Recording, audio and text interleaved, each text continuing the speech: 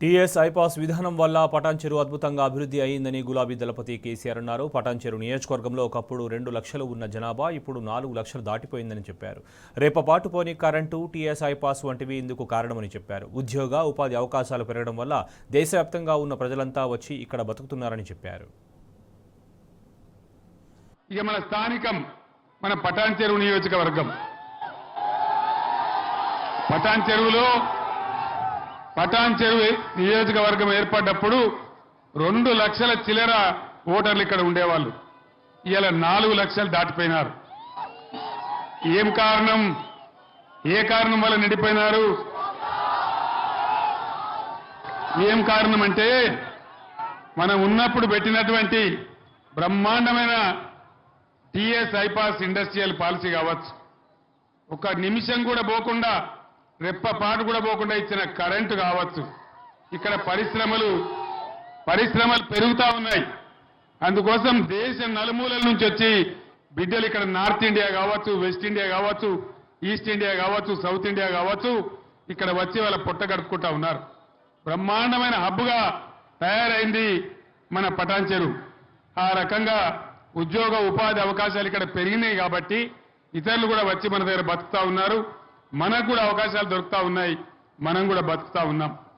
మొన్న నేను వచ్చినప్పుడు మైపాల్ రెడ్డి గారిని అడిగిన, అంత హైదరాబాద్ అంతా పోయిందంటున్నారు, హైదరాబాదు పోయిందంటున్నారు, పటాన్చెరులో రియల్ ఎస్టేట్ ఎట్లుందని నేను అడిగిన.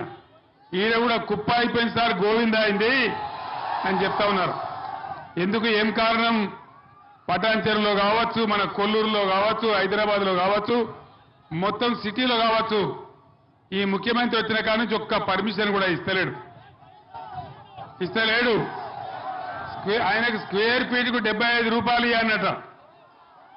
రియల్ ఎస్టేట్ కడితే స్క్వేర్ ఫీట్కు 75 రూపాయలు ఇవ్వాలి. ఇస్తే ఏమవుతుంది? అది మళ్ళా మన నెత్తినే పడుతుంది, బరువు ప్రజల మీదనే పడుతుంది. ఆయనకు మాత్రం 75 రూపాయలు స్క్వేర్ ఫీట్ కట్టానట. దాంతో రియల్ ఎస్టేట్ మొత్తం కుప్పగూలిపోయినది. ఎంత అద్భుతంగా ఉండే రియల్ ఎస్టేటు. ఒక గజం ధర ఎంత ఉండే పటాన్చెరువులో? ఇవాళ అడిగేవాడు కూడా ఉన్నారా? రియల్ ఎస్టేట్ డౌన్ అయిందా? ఎవరు దీనికి కారణం? జై కాంగ్రెసేనా? కాంగ్రెసే కారణం కదా.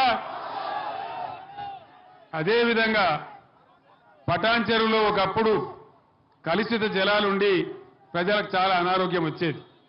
మిషన్ భగీరథ వచ్చిన తర్వాత బ్రహ్మాండంగా ప్రతి ఇంటికి నల్లా పెట్టి పరిశుభ్రమైన జలాలు అందించింది బీఆర్ఎస్ ప్రభుత్వం.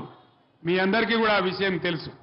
మళ్ళా ఈరోజు నీళ్లు తక్కువైతా ఉన్నాయి, ఇబ్బందులు పెట్టే పరిస్థితి చేస్తా ఉన్నారు.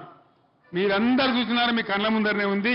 పక్కనే కొల్లూరులో ఇండియాలోనే ఎక్కడ లేని విధంగా బ్రహ్మాండంగా 16,500 ఇండ్లు, డబుల్ బెడ్రూమ్ ఇండ్లు కట్టి పేదలకు ఇచ్చిన విషయం మీకు తెలుసు. అయింది కదా కొల్లూరులో, మీ పక్కనే జరిగింది. ఇవాళ వీళ్ళు అవన్నీ కూడా ఏం కాలేదని అబద్ధాలు చెప్పి ఎంతసేపు కేసీఆర్ను బదనాం చేయాలని అన్ని రకాల ప్రయత్నాలు చేస్తా ఉన్నారు.